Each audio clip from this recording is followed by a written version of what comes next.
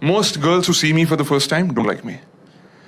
If only they spend some time with me and get to know me better, they start to truly hate me. I love my mother. She's a good mother. I tell everywhere she's a great mother. But she isn't satisfied. She says, I don't want to be a good mother or a great mother. Make me a grandmother. It's not easy for me to get married because I'm very bad at first impressions. Most girls who see me for the first time don't like me. If only they spend some time with me and get to know me better, they start to truly hate me. It happens all the time to me because I'm dark-skinned. People don't like dark-skinned people in our country. Forget others, my own parents. Like when I was born in the hospital, looking at me, their first reaction was, Ayyo.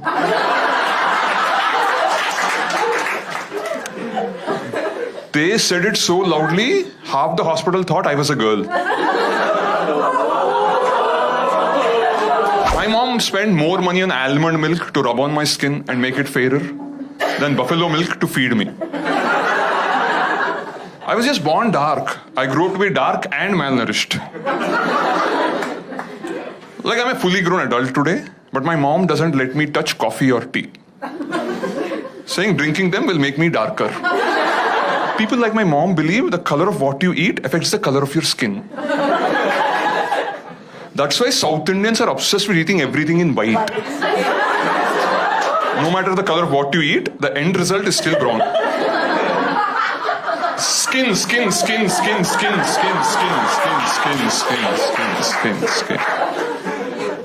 But I can understand my parents' disappointment because in my family we have both genes. Because my grandfather was dark and rich. My grandmother was fair and poor. Now I am dark and poor.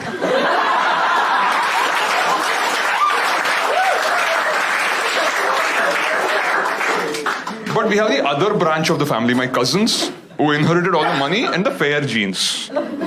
Oh, they make so much fun of me. Arey Sai Kiran, you're such a lucky guy. Because you're dark. Unlike us, you can go out in the sun whenever you want. As if my skin doesn't burn. This is melanin, not Teflon.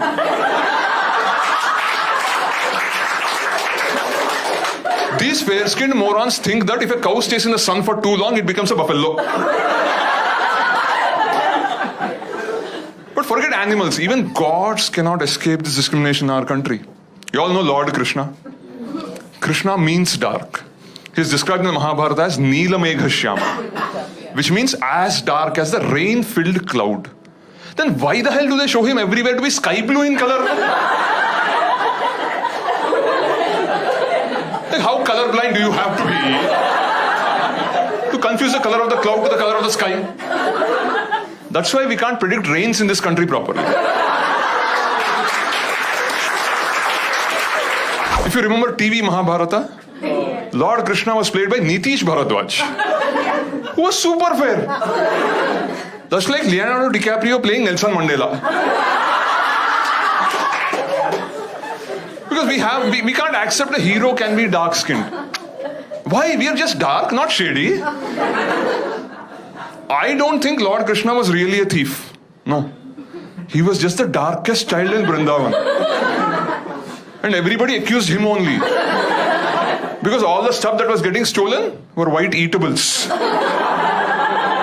But at least ancient India was a progressive time.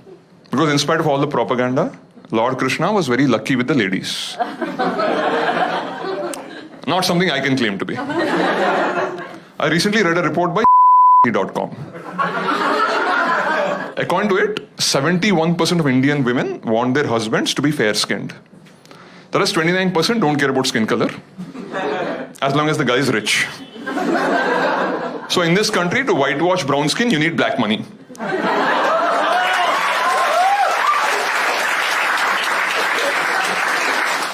My face is red with anger, but you can't notice it because of my skin color. See, I know about these matrimonial sites, unfortunately. Because let's be honest, this face wasn't exactly manufactured anticipating the arrival of Tinder. The highest my parents aimed was .com. And I registered on that site some time back. And there I realized that the competition for Indian women is absolutely brutal. On these websites, for 100 men, there are barely 50 women. And NRIs take away the top 20 export quality girls. The next 20 go to the two eyes of India, IITs and IIMs. Men like me don't stand a chance. So I clearly wrote in my profile, I may not be NRI or an IITian, but I'm healthy, I'm a vegetarian, and I do not smoke or drink, even coffee or tea. I thought many women will be impressed by someone like that. And I got 5 responses. Not from women, but from people requesting blood and organ donations.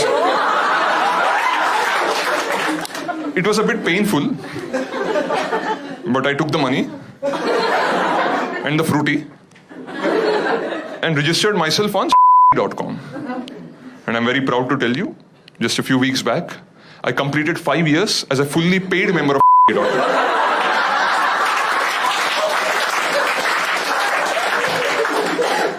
Apparently, I'm the first person in the country to reach this milestone. So they sent me a congratulatory email. After 5 years on .com, most men get into a committed relationship or commit suicide. So as a special gesture towards me, they gave me a free upgrade to the fresh faces section of second.com.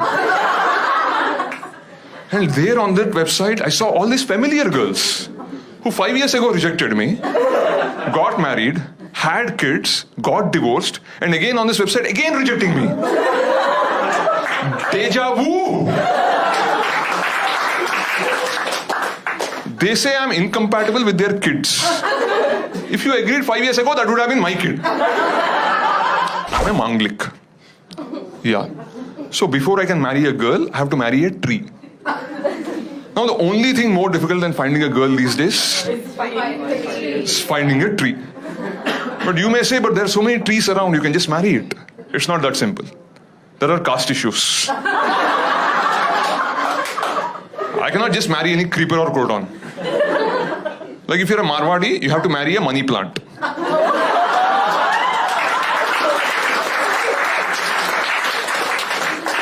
You're a Brahmin, you marry a touch-me-not. You're mixed caste, you have to marry a hybrid.